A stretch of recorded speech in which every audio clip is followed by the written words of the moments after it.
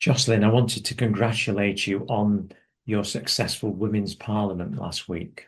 Thank you again. Yes, it's good to be back with you. And the Women's Park took place it's probably about 4 years now in Cambridge, in the Guildhall, in the Council Chamber. And we had about 30 women present, of whom about 22 spoke. And they were all together in the Parliament speaking on a motion on access to justice, and that is the women and the right to a just world through law and the legal process.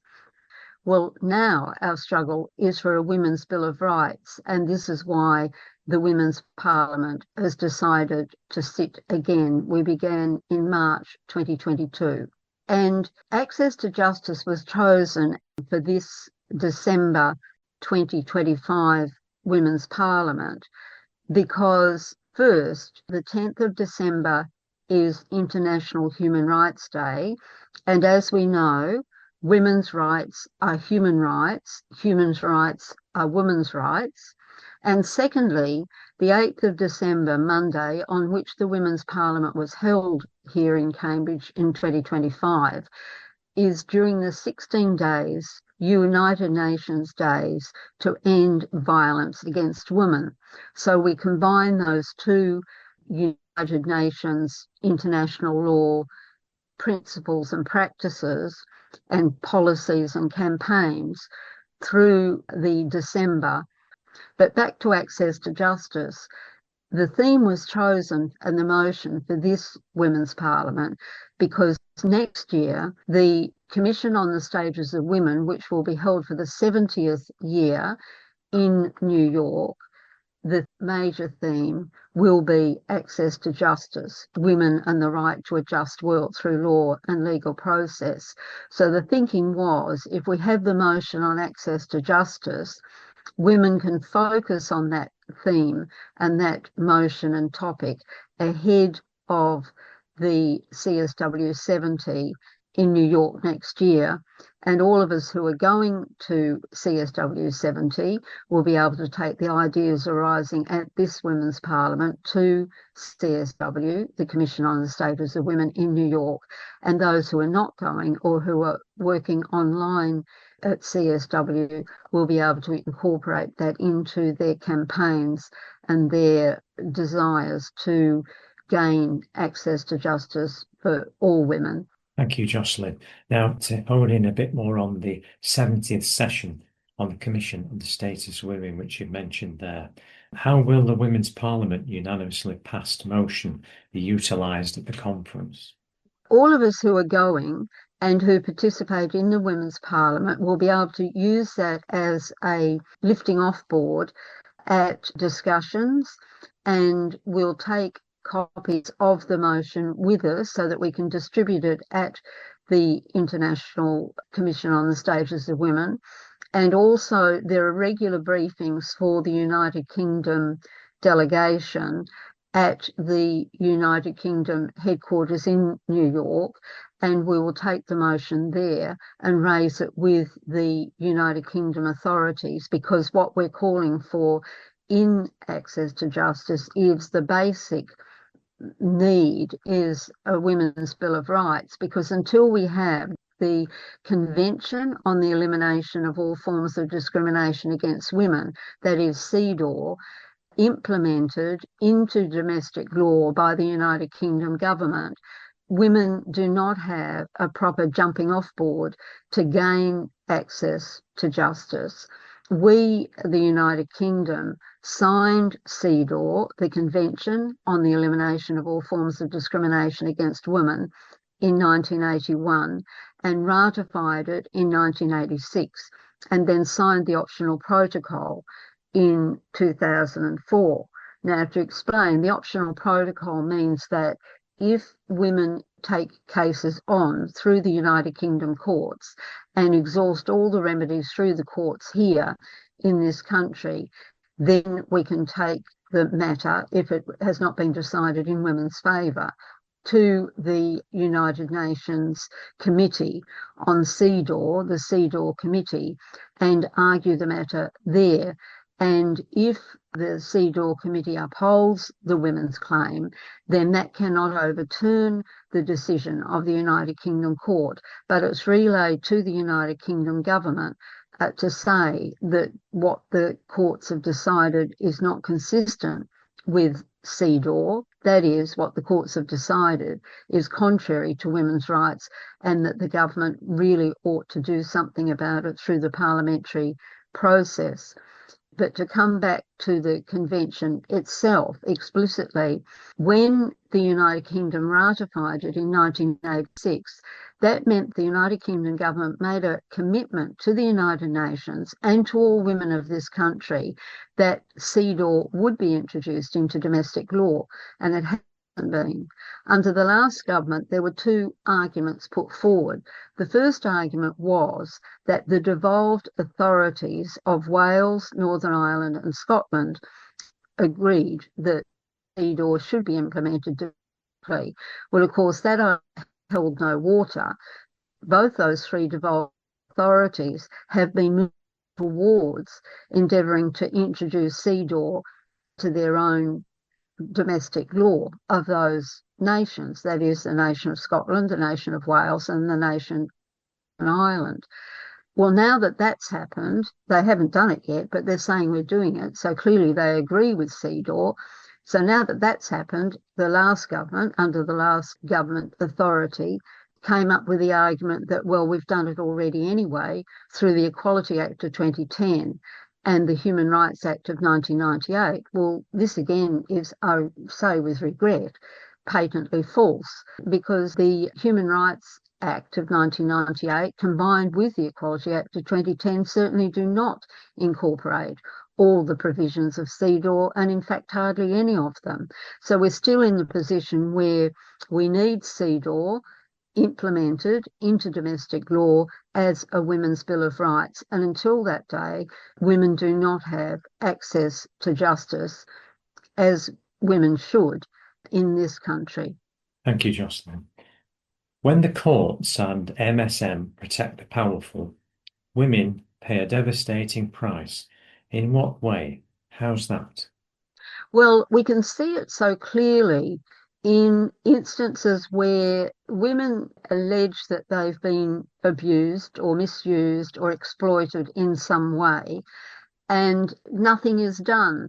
Rather, there is a cover-up, and important men, or men who think they're important, or men who the world has put into the important category, tend to get away with these crimes against women.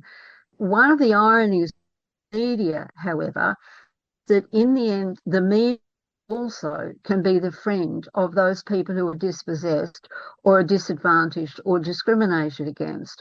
So here, if we think about the fact if a woman does get a claim into court, then it's vital that the media is there to report on what is happening in the courtroom. And sometimes women are persuaded that we should have closed courts, say in rape cases or cases of historic child sexual abuse. And because they think, well, I'll have to get up there and talk about what happened to me. It's the argument that's put. Well, all I know is that I've had clients who certainly don't say, I want to cover up what's happened to me. What they're saying is, I do want what's happened to me to be out there in the arena so that it can be seen exactly what was done to me by the man who did this wrong to me. The other thing about closed courts is that if the court is closed, it doesn't mean it's going to be empty while the woman gives her evidence. It will indeed be rather full, because there'll be the 12 members of the jury, there'll be the judge. So we've got 24 people in the room already while the woman is giving her evidence, plus the accused, of course. And who don't we have in court? We don't have the Rape Crisis Centre in there supporting the woman. We don't have the media in there. Now, some people will say, oh, good idea that we don't have the media in there. I say no. I say the media is our friend in this respect. If the media reports accurately what is happening in the courtroom, and if that didn't happen, then we know. And the only reason we know is because the media is there. And that's why I say the media can be our friend. And we need to remember that, because if the media is reporting something that we think is wrong, then what we have to do is say this is wrong. Something is wrong in the criminal justice system when that happens, and we only know it because media reports on it. So never, women, ever be persuaded that you need to be in a closed court. It's the worst place for you to be. And if we have open courts, open justice, we can see when discrimination is occurring against women within the justice system. Coming back to the initial question about the courts and about how mainstream media can favour the powerful over women and why that can be detrimental to women's rights. That was the problem with the way that the legal system was operating when it was purely run on patriarchal lines and women weren't allowed in positions of authority. They were certainly allowed in as accused persons, and that was unfair in many respects. There was never a jury of peers for women because there were no women on the juries, and it took a long time and a lot of women's campaigning to ensure that women could get onto juries. So that's the problem with the mainstream media and protecting the powerful, because unfortunately the powerful are always male and they never really are female, even if there are powerful women. And there are always ways in which a woman's sex and gender, whatever her status, undermines her authority. There's a wonderful book written on this topic, The Authority Gap, which is well worth reading. To finalise, what are expectations in law of 1950s born women regarding a financial remedy via mediation? Well, anybody with any sense, frankly, can see that mediation is a better route to go than through long involved legal process, because though mediation does cost money, because the parties have to pay for mediators, they're not going to do it pro bono and they work for remuneration. But if you go through a court process, it will be lengthy and it will involve payment of counsel, and the courtrooms are even factored into the payment scheme now, and so on. With mediation, the value there is that the parties can put forward what their starting points are on whatever the dispute is about.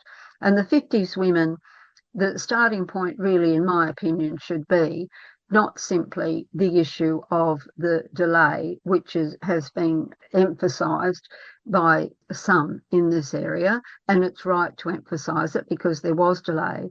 But there are also the consequences of delay, which need to be taken into account.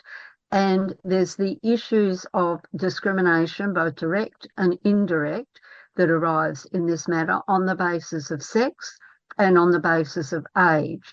And that's direct discrimination, and the indirect discrimination come about where on the basis of marital status, because where women were going through divorces and there was no acknowledgement in the divorce property and monetary settlement that the woman's access to the pension would be delayed beyond the age of 60. It's astonishing, but courts and council didn't take that into account.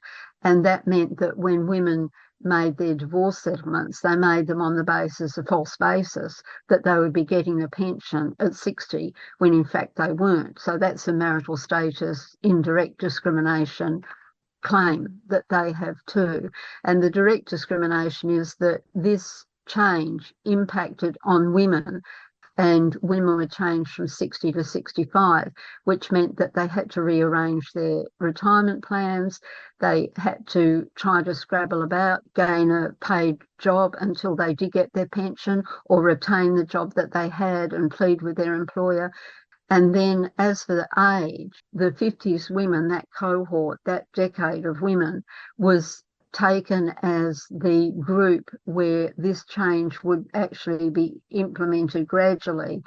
And therefore it was an explicit decision that 1950s cohort would be the one that the impact would be implemented.